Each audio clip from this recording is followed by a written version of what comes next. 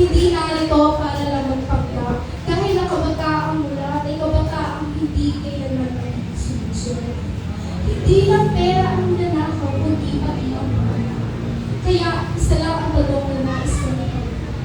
Kung hindi ka maganda, sa kolehiyo, diploma muna ang kailangan bago ka pagkaniwala sa iyong kinabukasan. Pero sa politika, kahit kulang sa kaalaman, pwede pa rin maupo sa kapangyarihan. Sa eskwelahan, kapag hindi ka pumapasok, pangarap mo yung unti-unti ang lumulo. Kapag lagi kang absent at walang presensya, drop out ka kaagad, wala nang pag-asa. Pero sa Senado, kahit madalang makita, may pwesto pa rin at may sweldo pa.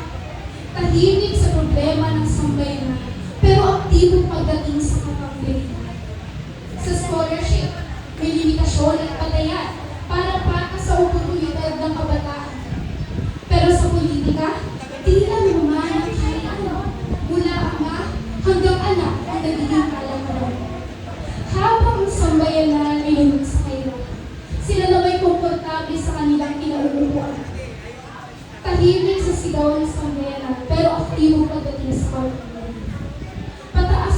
Pataas ang presyo ng mga bilihin, pero ang sahod, kulang pa rin sa kakainin. Gasolina pataas ang halaga, pati bigas, hirap nang mailapag sa hapon ng masa. Konting ulan pa lamang ay bahala ang daan. Bilyon-bilyong flood control, wala pa rin masabutan. Pondo raw para sa kaligtasan ng mga maya, pero tila dahil sa lang nila ang siyang nagkukulang.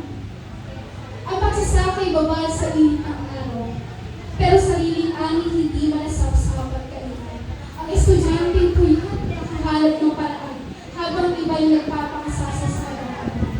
At tayo, oo tayo, nagpapadala pa din sa sikatan, sa